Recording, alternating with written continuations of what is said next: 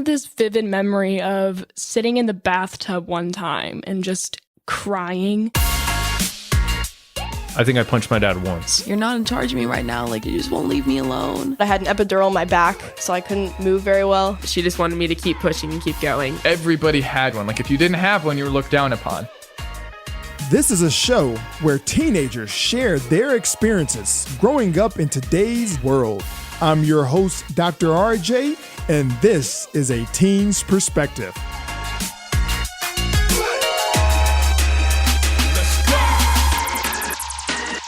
Hello, and welcome to A Teen's Perspective. I'm your host, Dr. RJ, and today we have a great guest for you today, and she's a minor, so let's come up with a name for you.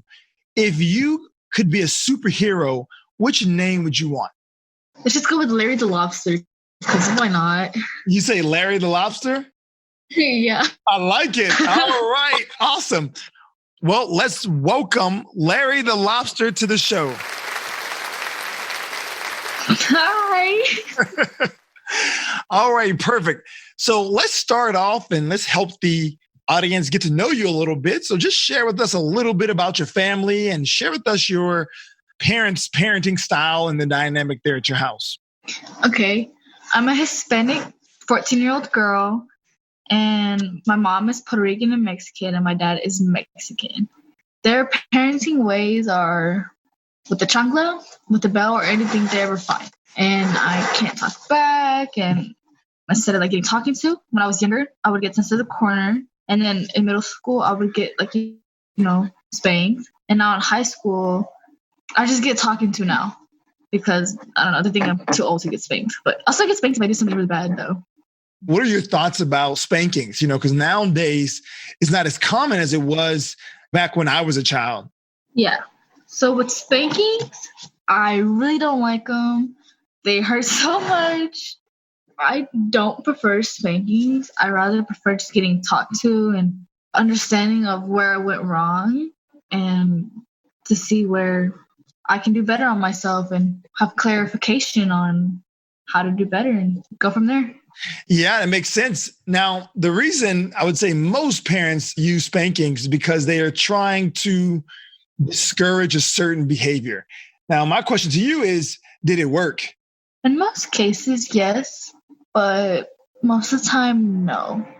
So share with the parents, what is a way to encourage good behavior and discourage bad behavior with teenagers?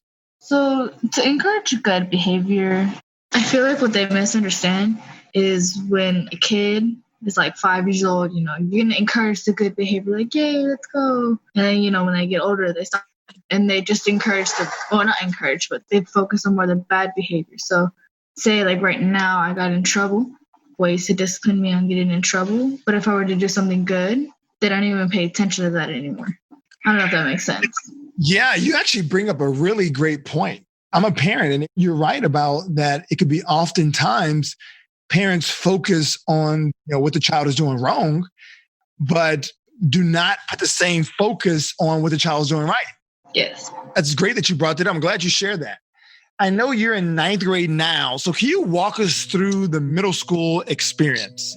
For me, middle school, that was my year to shine because in elementary school, I'd always get made fun of because of my glasses and how I wore my clothes. I had jeans in elementary school. I had bootcut jeans and everybody else had skinny jeans, the new shirts, and had that perfect hairstyle. For me, I had just my regular brush because I didn't like my mom doing my hair because, pulls my hair, trying to make it all nice, but that hurts. I didn't like her doing my hair. I had glasses. My teeth were super crooked. Elementary school was not my year. So when I first got into middle school, I'm elementary school's going to be my year, 2 more years, I'll have my contacts. And so I just basically went all out and I ended up getting in really big trouble because I just got with the wrong crowd. So I'm going to stop you there. Can you share with us, what is the experience whenever a child is getting teased because of their glasses or their clothes? What are some of the thoughts that are going through your mind and how do you overcome that? So the thoughts that I went through is that I would sometimes just look in the mirror and just stare at myself and try to figure out ways to myself here and how to fix my hair. And I would just spend hours and hours just doing that. And the way I overcame that, I just, Google like new ways and tricks to like make your bootcut jeans look skinny and ways to fix your hair. And my teeth, I started getting, well, you were my orthodontist. I think I was like 8, 9, like 5th grade. So I finally had my teeth, gonna get somewhere, gonna get straight. And, just a little bit of my mom's help and my dad's, encouragement saying that I'm so beautiful. That's awesome. So that works. So when your parents tell you that they believe you're beautiful, does that work? Yes, it does. In some cases, it doesn't. In some cases, it does. Because sometimes you just hear it way too much and, this is like disagreeing with your parents. So it's good if they say that, but just not too much. Got it. Now, you mentioned you had the bad elementary experience, but then you went to middle school and then like everything changed. So walk us through that, how you start to enjoy middle school and how did you end up with the wrong crowd? In 6th grade, I was enjoying middle school because, I had my new shoes. I was finally allowed to wear skinny jeans and I had this new pair of glasses that they didn't make my face look all funny. And then in 7th grade, I met this new friend and she was involved with the wrong crowd. And, me wanting to help her, which that's always the wrong case, she just brought me towards like the wrong crowd. And I just kept following that crowd. There was just so much popularity and attention that everybody was getting. And I'm going to admit it. There were some boys that thought I was pretty in that wrong crowd. And that's also another reason on why I started getting in trouble a lot. You mentioned that your initial plan was just to try to help a friend? Yes, I was trying to help a friend to get her out of the wrong crowd. So you saw that she was in the wrong crowd. So define for the audience, what is the wrong crowd?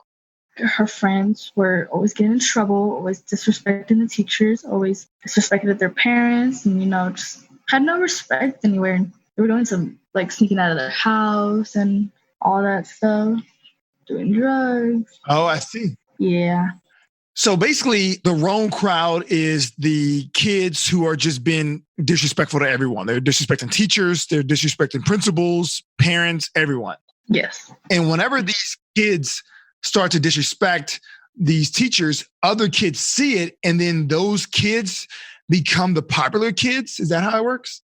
No, because those kids are supposed to be like the class clowns and everything, which they're really disrespectful, but because they're making everybody laugh. So say people like me, they wanted to, make other people laugh and be also the class clown and be popular, and because they were just getting so much attention, and that's what I wanted, and just got the wrong kind. Got it. That makes sense to me. So basically, the popular kids are the kids who are getting most of the attention. Mm-hmm. What was your mindset or what was your thought process when you saw your friend being disrespectful and doing all that? What did you do to try to help her from hanging with the wrong crowd? So they would invite her to go to their house or something, and I'll tell her, don't do it because you're still leading them on, saying that you want to hang out with them, but like you really just want to hint at them that you want to not hang out with them, make you friends. So she got the invitation to go to their house, and I told her not to, and she did go. I was with her, so I went with her too, and that's when I met all the friends, and that's how I got involved, because I thought they were actually weren't that bad of friends. So I told her that, they're actually not that bad of friends, you can hang out with them, just please. And she said, yeah. And then from there on, we kept going to their house, and then it just kept escalating on the trouble. So basically, you went with her one time because you were like, hey, I'm going to just go with you, but we really should not hang out with them. And then you went again, and you went again, and then you realized that you actually like hanging out with them. Mm-hmm. And you also said that part of this crowd, they were guys, they were interested in you. Mm-hmm. It was like boys and girls. It was like a group of them. Oh, okay. It was a co-ed group. Mm-hmm. At what point did you find yourself basically telling your friend, hey, I actually want to hang out with this group. We should not try to avoid them? About 3 weeks in. And what was the final deciding factor for you to make the decision to hang out with them? They started inviting me to their own house on separate occasions, not just that one person. They got me a couple gifts here and there, and they were just really nice to me. So it sounded like they were just being nice, and they gave you gifts, and you're like, hey, it's not so bad hanging out with them. Yeah. Now, at that point, did you think that they would encourage you to do things that you knew your parents would not agree with? Yeah. because I wasn't supposed to be going to their house in the first place. Oh, so you were not supposed to go to their house in the first place. We would either sneak out to go to their house, or I would be at her house. So explain this to me. These are middle schoolers as well, right? So how do they get an opportunity to be at home and do what they want? Where are their parents? Her parents didn't care that we were going over there. So she was basically allowed to do whatever. And for me, because my parents, they wouldn't let me go anywhere besides her house because they thought she was a good kid, but she wasn't, and I didn't want to tell my parents that she wasn't. So I guess they just get the time when the parents just leave them at home by themselves. So what time did you used to go over there? When I would sneak out, it was like 11 to 3 in the morning. Wow, 11 to 3 in the morning, and their parents were not home? They weren't home or they were asleep. And did those parents know you guys were over there? Did they allow their daughter to allow all the friends to come over? During the day, yes. But they didn't know about the 11 o'clock at night? They didn't. How did you guys stay quiet enough where you did not wake them up? I either went through the back door or my window. And for them, or walk through the garage door. It just depends which door is quieter and which window is quieter to open and close. When you guys would meet up, you guys were not scared the whole time? No. Is it just because you guys didn't think that your parents would kind of check in on you? At first, when I first started sneaking out, I didn't sneak out. I think the longest I snuck out, my first couple times, 2 hours, because I was scared that my parents would wake up. But after when I noticed that they're not going to wake up at all, they're just going to stay in bed, I started staying out for the max 6 hours. Did your parents ever notice that you were extremely tired the next day? No, because I was allowed to stay up until 10:30, 11 at night. So I would just blame the show. I see. That makes sense. So, okay, so you guys are sneaking out, and where are you hanging out, and what are you guys doing when you're sneaking out?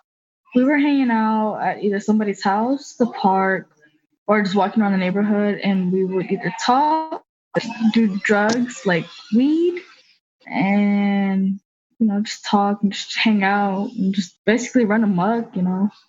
It got to the point where I had older friends that were older that knew how to drive, so they would take their parents' car, and we would either drive, go to McDonald's, just basically run amok. So basically, you guys would just hang out. Sometimes you would hang out at someone's house. Other times you would take cars and just drive around and go to McDonald's. And then other times you mentioned that you guys are smoking weed.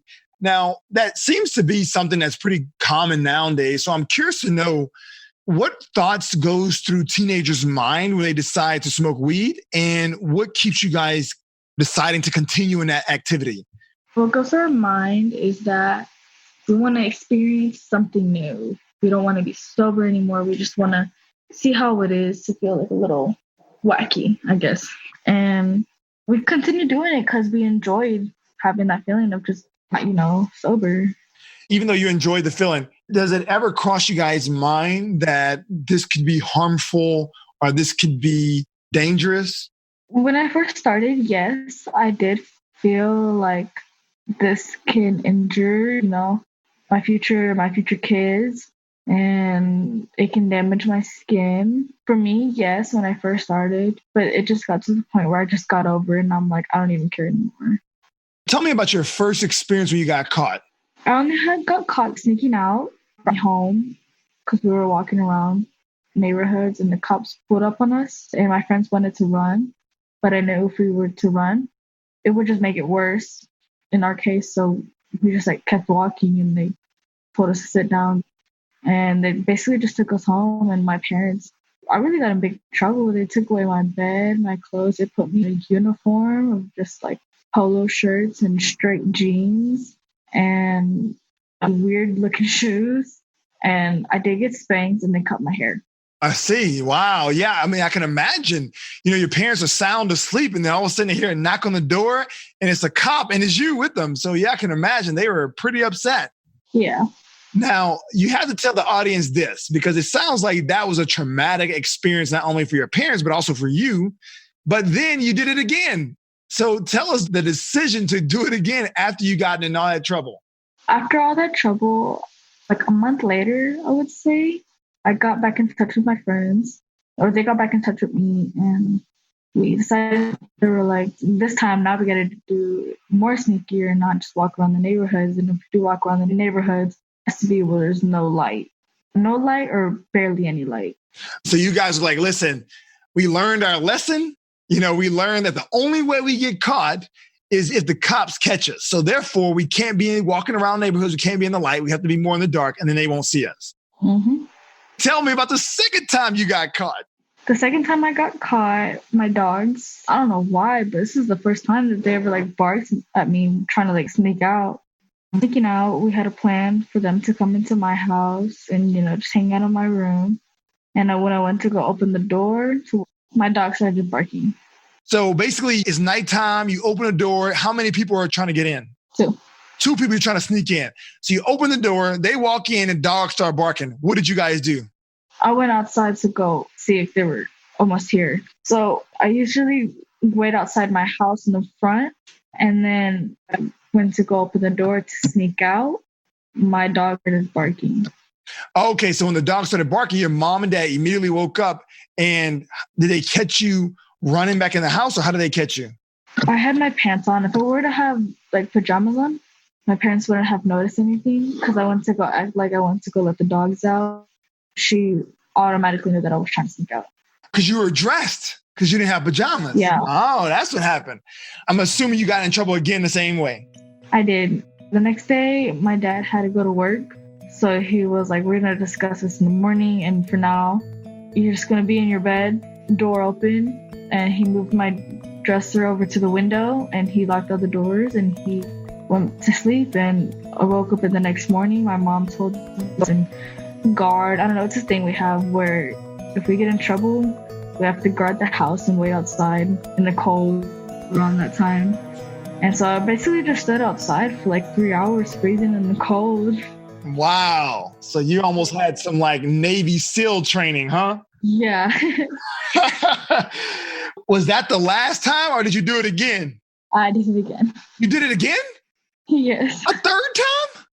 Yeah. Oh man, you gotta tell me about it. Okay, what happened this time? So this time I snuck out around 9 because my parents went to bed super early. 9:30 when I stuck out. And we all just hung out there. It was like a group of 10 of us. They brought their drugs and somebody brought tequila. And I got home around 5:30. I'm trying to remember how I got caught the third time. That was one of the times where I snuck out for like 10 hours because my parents went to bed early. But one time it was after Christmas break and I had a trap phone that I wasn't supposed to have. And my mom, she like knew something was up with me. So when I came outside my room with a phone in my backpack, when she found the phone, I finally just admitted to her because at the time they didn't know that I was smoking weed. All they knew was that I was sneaking out. So I just basically just admitted to her that I was smoking weed, sneaking out, and doing all this bad stuff. So the third time, she didn't really catch you. You just told her. Yeah. So after doing this 2 times, what made you decide to just be honest on the last one? I just noticed on the third time that basically like I'm just going to keep getting caught and jail almost. And I was like, I'm over this. I wasn't allowed to have social media or any of that. My parents put blocks. What I'm not proud about was a couple months ago, I think like 6 months ago, I got on social media again. Friends, but not the ones that I was like sneaking out with, just other friends that I was just always hanging out with. And my mom walked in my room one day and saw me on the laptop on social media. And that's when I got grounded again. But I have enough trust where I can go out and hang out with my friends in front of my house. All right. So it sounds like when you told the last time, you decided you wanted to tell everything just because you were over sneaking out. And it's almost a way of like a cry for help to be like, listen, I'm going to just tell you everything just to, and you deal with it however you want to deal with it. And then you got grounded again. And then they took away all your social media. But then you joined social media again and she caught you on it. So you were grounded again. So then tell me, what was the final straw for you? What was the final thing that made you turn everything around and now be the good kid that you are?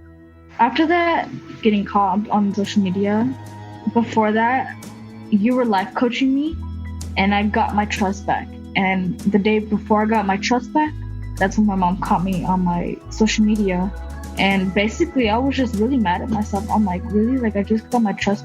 And I was like, I'm done with all this troublemaking. I'm not going to have PD anymore. And I'm just going to, focus on right now and trying to get to the Navy because I really do want to go to the Navy. That's awesome. So parents, you heard it here. If your kid is in trouble, get them a life coach. Yes, trust me, it really does work. Awesome. Well, thank you so much for joining us. We really appreciate all of your knowledge you shared. I think parents can learn so much from this.